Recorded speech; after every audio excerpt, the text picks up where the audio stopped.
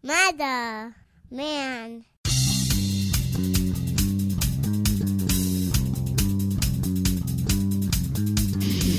Spreading faster than a case of the clap in a trailer court. Able to shatter eardrums within a 666-mile radius. A podcast more brutal than all the rest. It's Murder Metal Mayhem!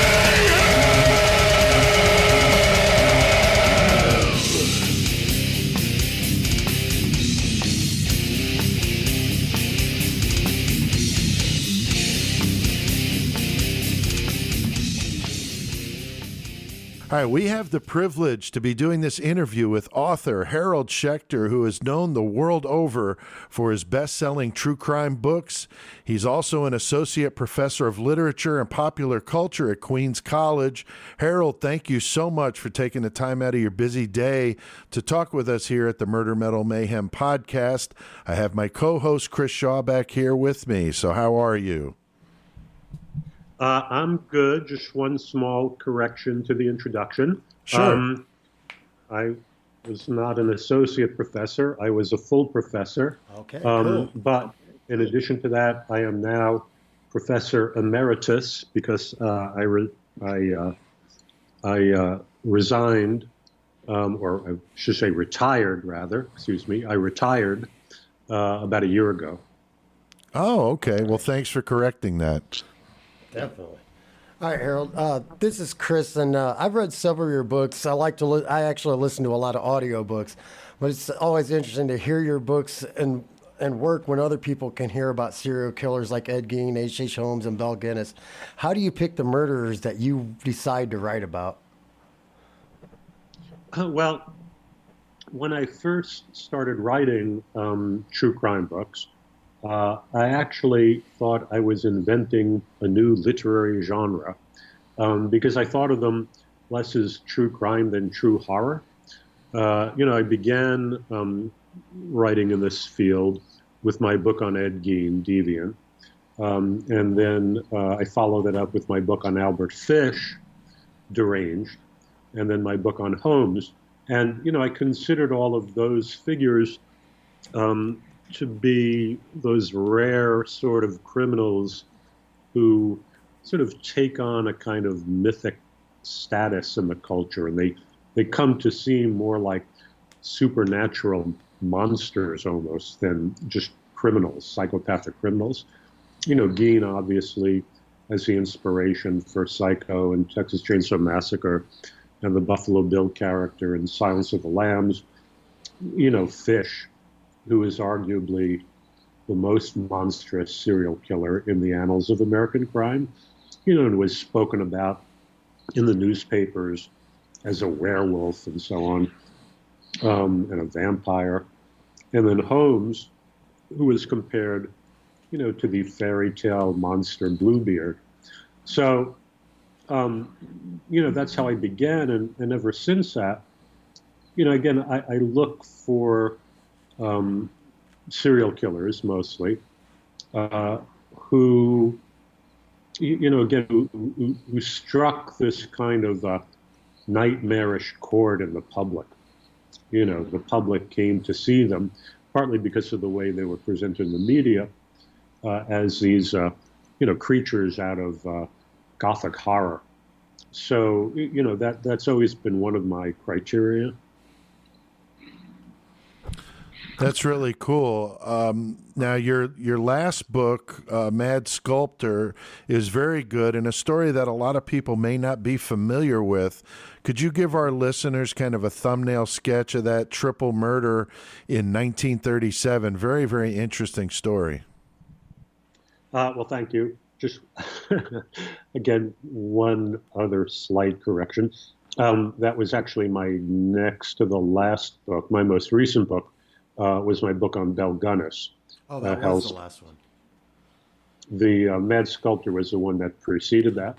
I apologize. But yeah, no problem. That was a very, very interesting case, and again, one that sort of struck terror into the hearts of the public primarily because of the way the tabloids exploited it.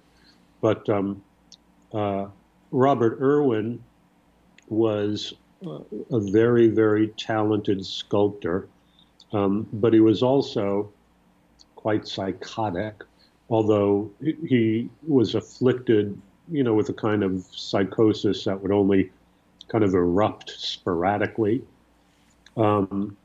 He was a son of a couple of really hardcore religious fanatics.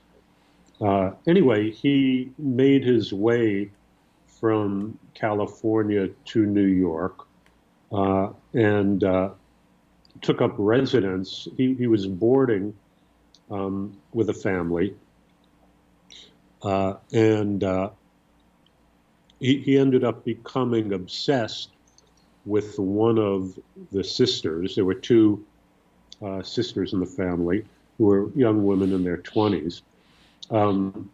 Anyway, on Easter Sunday, 1937, he had left the household and moved upstate to teach in a seminary, to teach sculpture in a religious seminary. But he ultimately got kicked out because of his very erratic behavior. And he returned to New York City, and he visited the apartment of this family that he had been boarding with, and his intention was he had decided in his growing religious mania that he would sacrifice the life of the young woman that he had become obsessed with. But she was not home, and he ended up strangling to death the mother, this other sister named Ronnie, who was a beautiful young woman and a model for various True Detective magazines at the time. And then there was another boarder there who was asleep. He was partially deaf, and he slept through these other murders.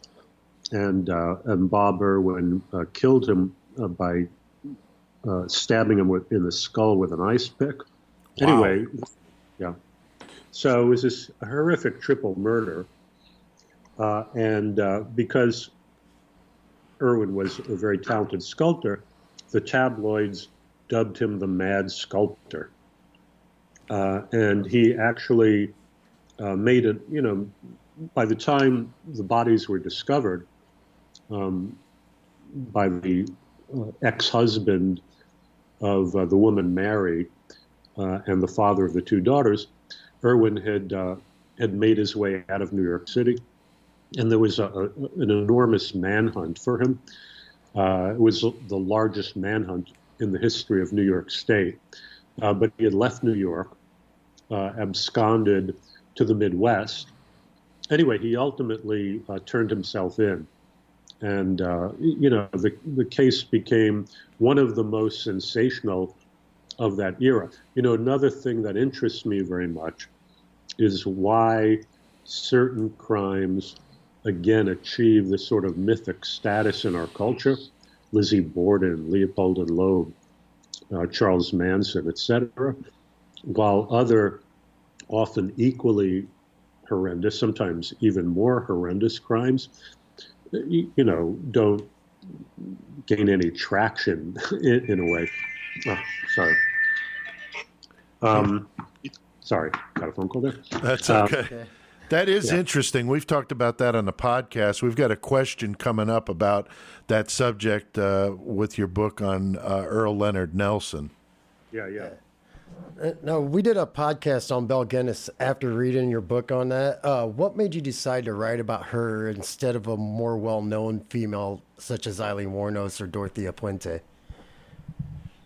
Well, first of all, I've come to consider myself a historian of true crime. So, in terms of my individual books, I've only written about serial killers, from the distant past. In fact, probably the killer who lived most recently, in terms of the books I've written, was Ed Gein in the 1950s.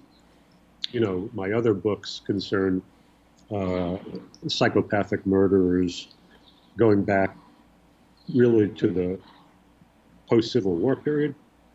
So, but I've always been very interested in Belle Gunness,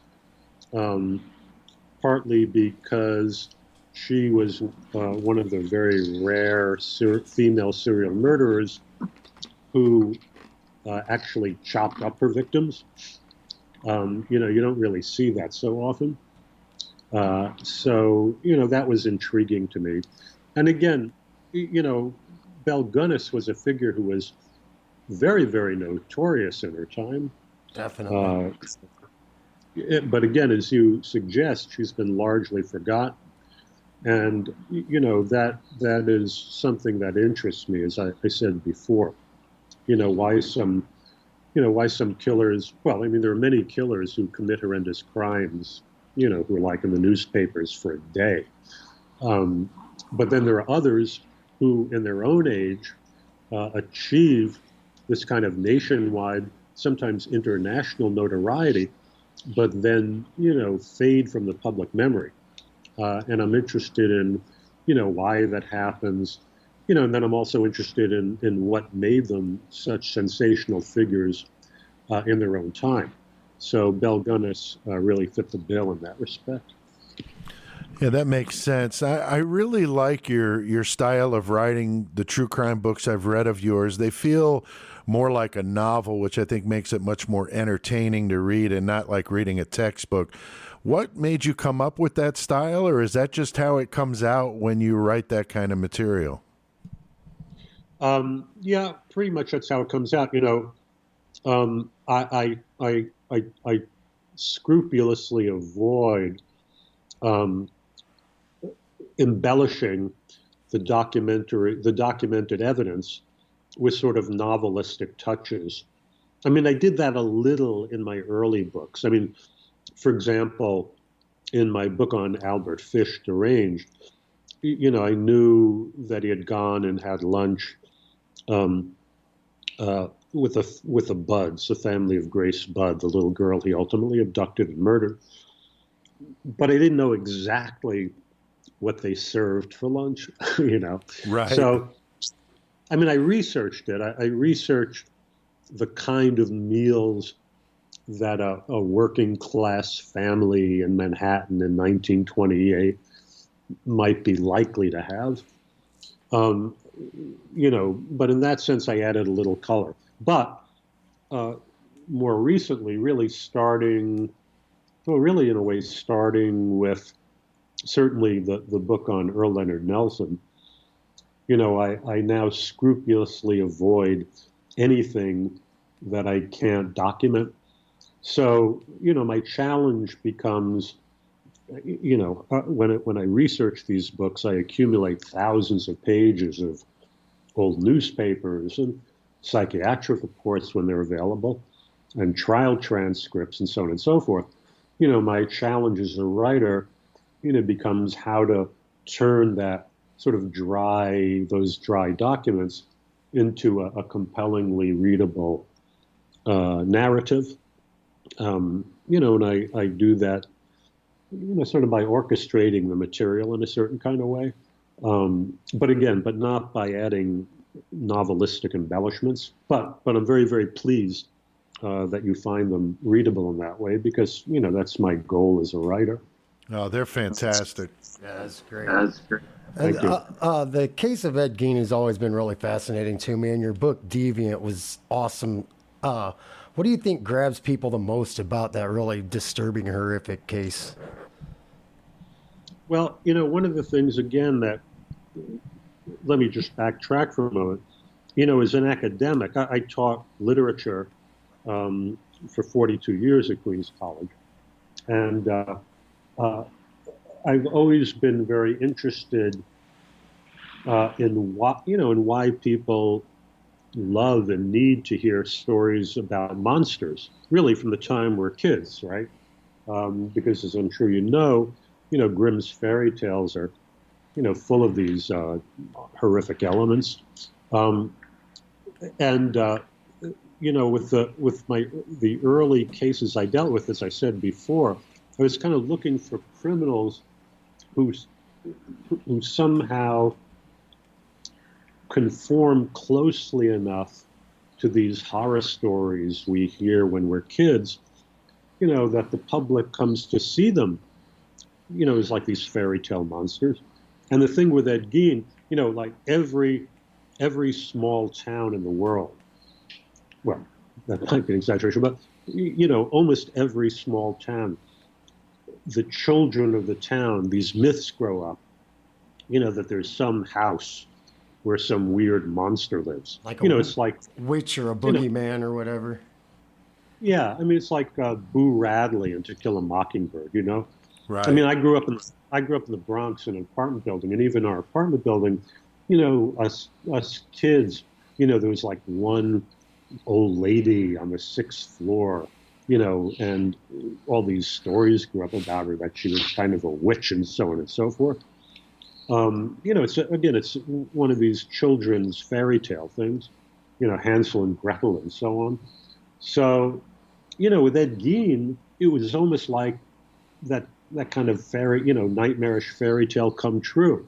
It turns out there was a guy, living, creepy guy living in this creepy house, who really was a kind of ogre and so on and so forth. So, I think when Gein's crimes were uncovered, it struck that very, very primitive chord. And then again, his crimes were so sensationally grotesque that, again, it resonates with something very, very primitive in our imaginations. No matter how rational and grown up and whatever we are, there's still part of our imaginations, that's kind of rooted in those childlike primitive fears. And again, every now and then a real criminal comes along who I think activates those fantasies. Yeah, that's very fascinating. And I find the case of Albert Fish probably the most disturbing.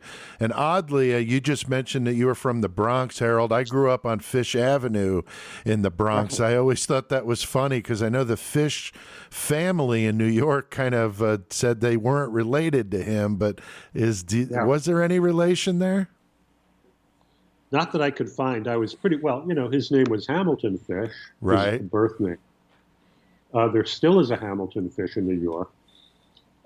Actually, when my book was about to come out, Hamilton Fish, I forget, 3rd, 4th, whatever, was running for public office. I was going to offer, like, if he paid me enough money, I wouldn't publish the book. That's a great idea. Yeah. That's funny. But anyway.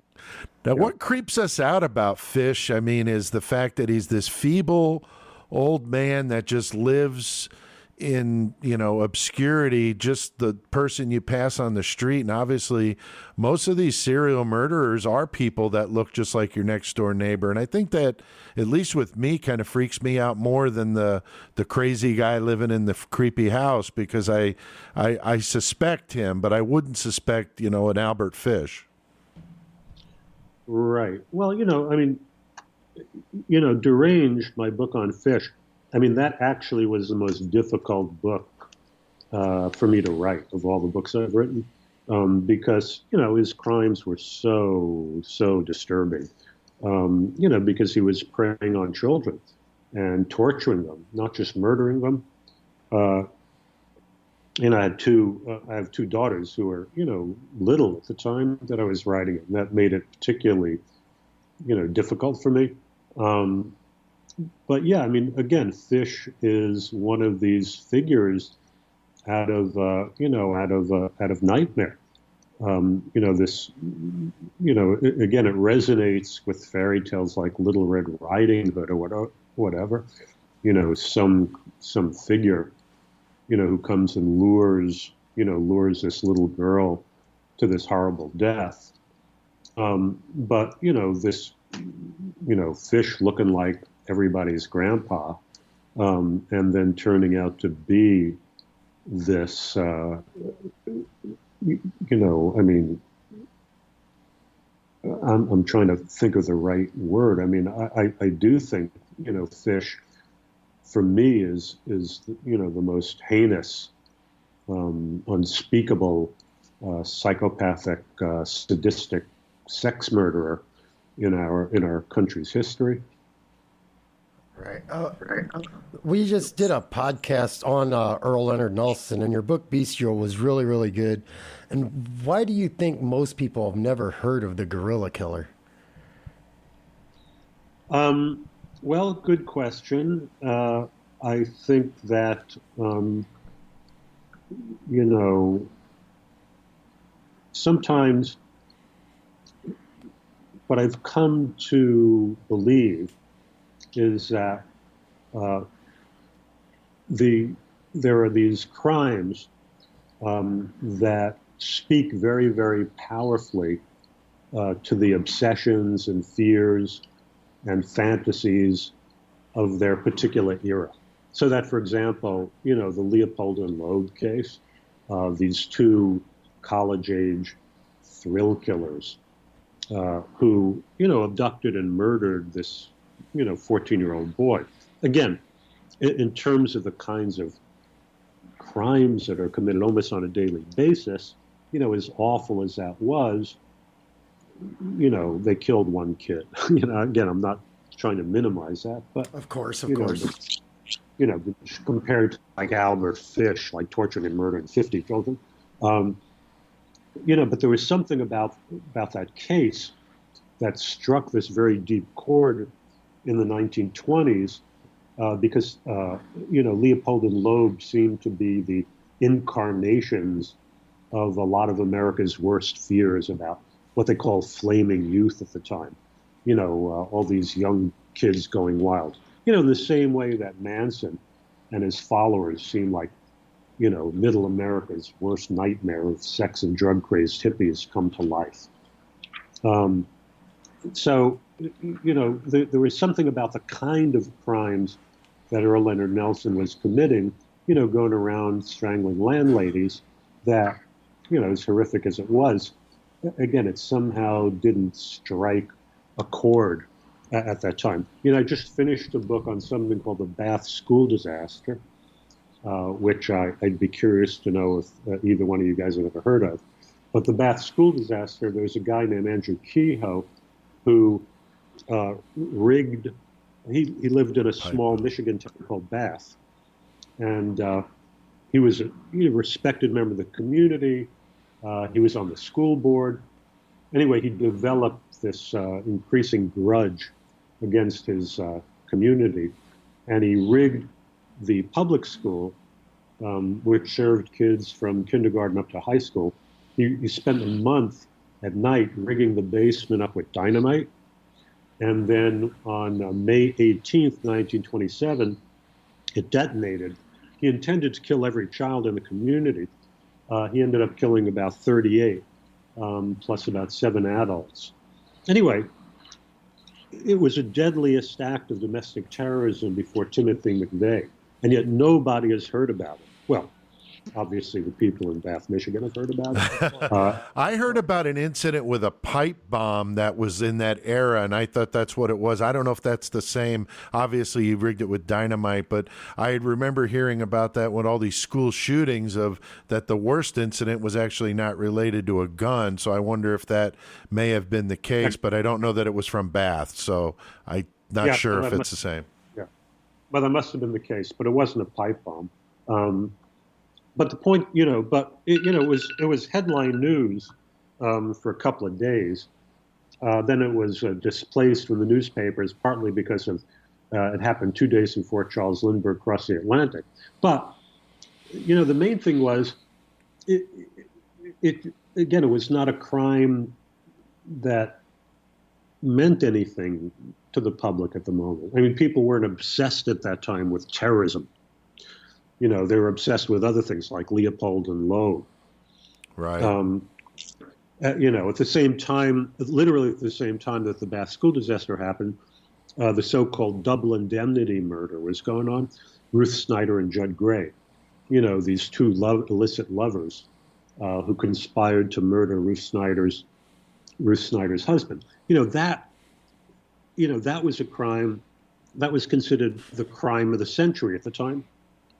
These two people murdering this one husband. Meanwhile, at the exact same time, Andrew Kehoe, killed 38 school children. Right. But it was the Ruth, and again, the reason I think the Ruth Snyder Judd Gray case struck such a powerful chord at that time was, again, a lot of Americans were all, worked up about what they saw as, the collapse of traditional morality, women suddenly asserting their sexuality. Ruth Snyder came to be, the living incarnation of what was at the time, this widespread cultural fear. Whereas, the Kehoe case, it just seemed like some weird aberration. You can imagine now, God forbid, if somebody blew up a schoolhouse, because now terrorism and mass murder, those are the kinds of crimes we're obsessed by. So to get back to your question, partly I think it's going around strangling landladies, didn't really resonate very much at the time. That's interesting. Now, Jane Toppan, another one of those lesser-known serial killers. I have not read your book about her, but what can you share about her story? Because another one of those ones a lot of people probably are not aware of.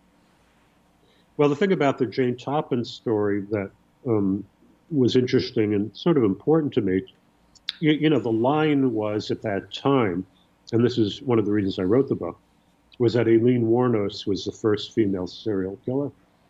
And, my own researches had shown me that that was far from the truth. What distinguished Aileen Wuornos, again, was she killed her victims with a gun, which was very unusual. But there have been many, many, many, many, many female serial killers. It's just that women serial killers tend to commit their crimes in different ways from men. Jane Toppan was a classic example. She was a private nurse. When she actually held the record in an early edition of Guinness Book of World Records as being America's most prolific serial killer. She was ultimately supplanted by John Wayne Gacy. But Toppan poisoned 31 victims. These were some were patients early on, but again, most were people she knew and was close to, including one whole family she was very, very close to. But when she was finally arrested and confessed, she admitted basically that she derived sexual pleasure from murdering them. In fact, she would get into bed with her dying victims and embrace them, and when they died, she'd have an orgasm. Or she could. Well, I mean, that's not unusual for male serial killers to have an orgasm when they're killing their victims. Right. But you don't think about women doing that. But yeah, Carla Faye Tucker would be one too. Yeah. The thing about Jane Toppan, I realized, again, while writing the book, you tend to think, I think mostly because of the movie Arsenic and Old Lace, that women poisoners are these sort of dotty old Victorian types, who slip some poison into elderberry wine, and it's all very amusing.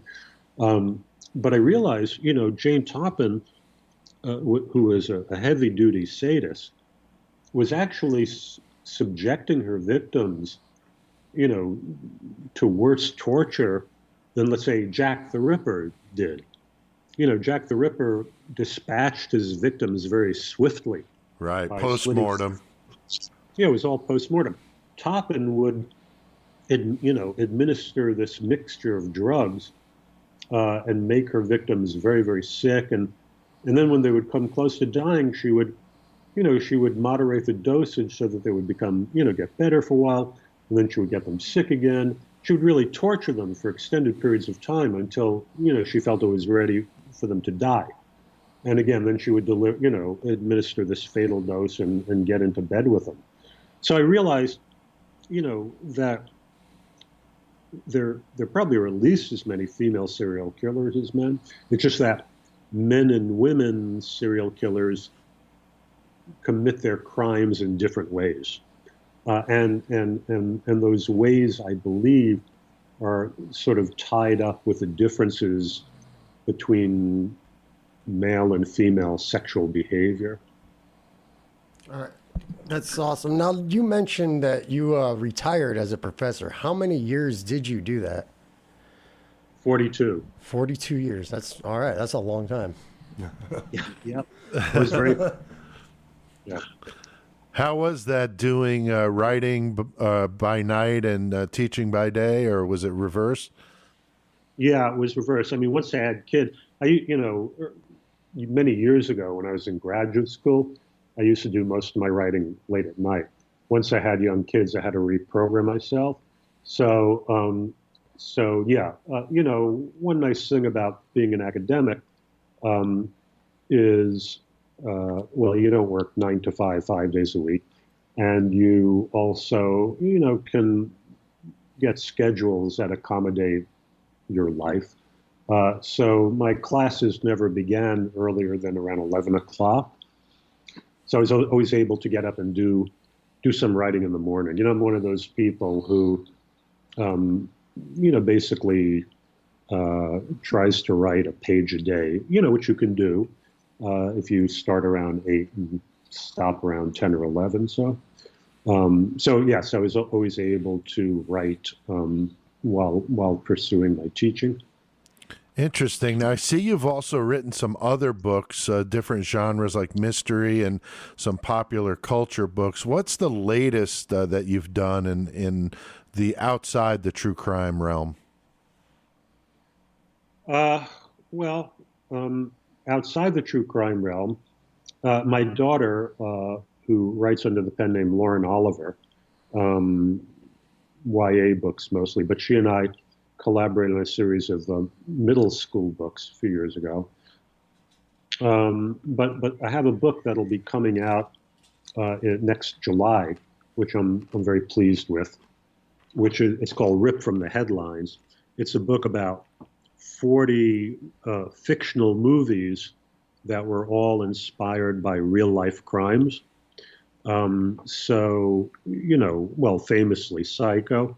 But something like Alfred Hitchcock's Rope, which is inspired by Leopold and Loeb, or even something like the movie Scream.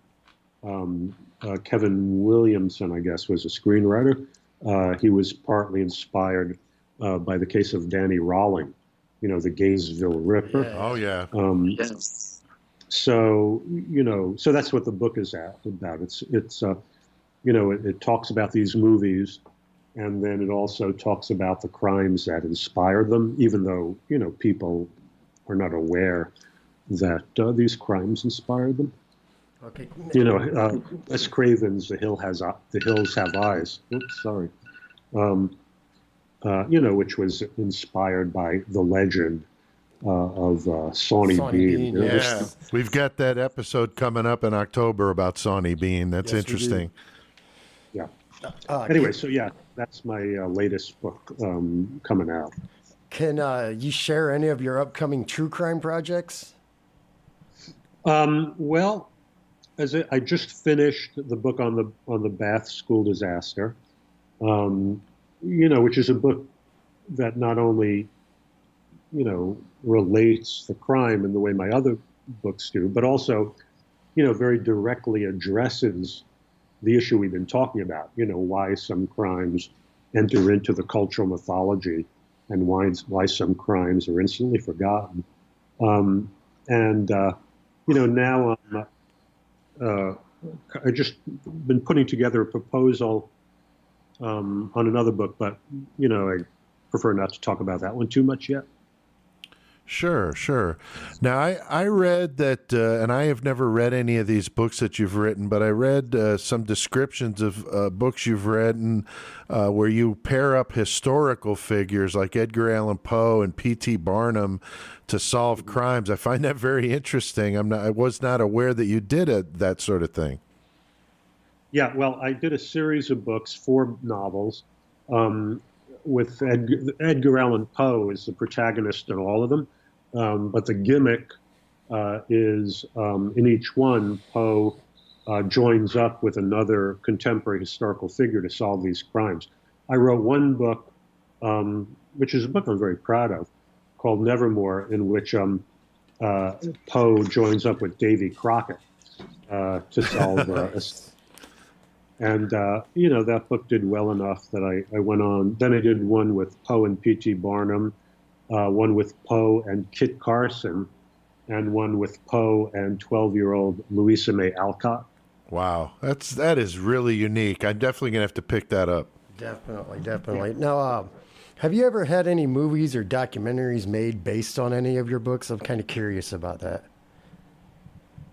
Well, actually, right now, a number of my books have been optioned. None has actually so far seen the light of day. The most recent option book is my book on Belle Gunness. So, we'll see what happens with that. Interesting. Now, you mentioned your daughter, Lauren Oliver, is also an author. I did read about her as well. I wonder where she got that idea, and at what age did she start writing? Was she watching you in the huddled up somewhere late at night and got the bug herself, or how did that start? Yeah, I mean, both my kids saw me do a lot of writing in the mornings. But yeah, Laura was writing really from a very young age. I remember she won some kind of writing award when she was like in junior high school. So, both my kids, both their mother, now divorced from, but, their mother was also a literature professor. So they grew up in a household, they not only saw a lot of writing being done, but, they were surrounded by books and literature. And so, in fact, I, would always try to like go, on Saturday mornings, go into, my daughters would be sitting there reading Jane Austen, and I'd say, why don't you put the book down and go watch some TV like a normal kid? That's funny. Most parents, it's the opposite way. Now, do you listen to any podcasts that you'd like to share with them? I know I've heard your name mentioned many, many times on other true crime podcasts that I listen to. Well, I'm not a podcast person, but I have listened to the last podcast on the left a couple of times. I stopped listening when one of them said that I sounded like Kermit the Frog. Oh, man. I actually heard that, and I didn't want to bring that up to you because I heard them kind of mock you, and I thought, that's not real nice. They seem like they speak highly of your work, but I did hear that, and I thought that was very disrespectful. I thought they either had to know you real well and were able to pull it off, or they were out of line, maybe. Well, they invited me, actually. There was some kind of true crime conference in Washington, D.C. last year. And the last podcast guys were doing a show, and I was invited to be their special guest. So I did confront them about the Kermit the Frog thing. But anyway, yeah, they turned out to be great guys. So. That's cool. Now, how do you think social media has affected the way that we look at true crime today? Well, what's very interesting to me is just the extent to which, it's become this huge cultural phenomenon. When I started writing Deviant and so on, it was regarded as such a sub-literary thing. I couldn't even convince the publisher to publish the book in hardcover. Then it did very, very well. But, so I'm assuming, that, to, a great extent, it's the podcast stuff and so on and so forth that's made it such a big thing, as well as, there was, Serial, the podcast Serial was obviously very, very instrumental in in changing cultural attitudes towards true crime. And then the HBO show on Durst, The Jinx, is that what it's called? Anyway, Yeah. yeah. But social media and podcasts and so on, they've been very, very, very important in just changing the whole cultural orientation in regard to true crime. Now, this might kind of tie into the question you just answered, but what do you think is so popular about true crime right now? Well, I think true crime has always been popular. I mean, talking about Robert Irwin, the guy who committed that triple murder in 1937. One of the people he murdered was this, beautiful young model who modeled for all these true detective magazines. And I was researching the true detective magazines of the 1930s. You go on eBay and find them. There were dozens and dozens of them. So it's not like people weren't interested in true crime. It's just that it was just regarded as, again, slightly, guilty pleasure, a little sleazy. Most true crime books at the time were the kinds of things you would be more likely to find in paperback at a Greyhound bus station, than a legitimate bookstore. Right. So it's not so much that, more people are interested in true crime. I think more people have been made comfortable, confessing and displaying their interest in true crime. That makes sense. I mean, you got these shows like on Netflix that show Mindhunter about criminal profiling. I mean, they're just huge, and these docudramas like Making a Murder and stuff, just amazing. Do you watch any of that kind of stuff? Not so much anymore, I'll tell you the truth. I've been doing it, mostly right now, thanks largely to my daughter Laura. I'm just watching episodes of Rick and Morty. That's fucking great. That's great. That's awesome. All right. Well, is there anything else you'd like to add to let our listeners know what's coming up next from you? Well, again, next up is my book, Ripped from the Headlines, about the movies and the crimes they're based on. And then my book on the Bath school disaster, which tentatively titled Massacre of the Innocents. So that's coming out. Okay. Any dates of when those are coming out, Harold? Well, the Rip from the Headlines is scheduled for July 2020. The other book I have finished but haven't handed in yet, so not quite sure what the schedule is for that one. Gotcha. Well, thank you so much, Dr. Schecter. We really appreciate you doing this with us here at Murder Metal Mayhem, and continued success in all that you do. And thank you again. Thank you, sir. Well, thanks for having me on. It's been a pleasure. Mother, man.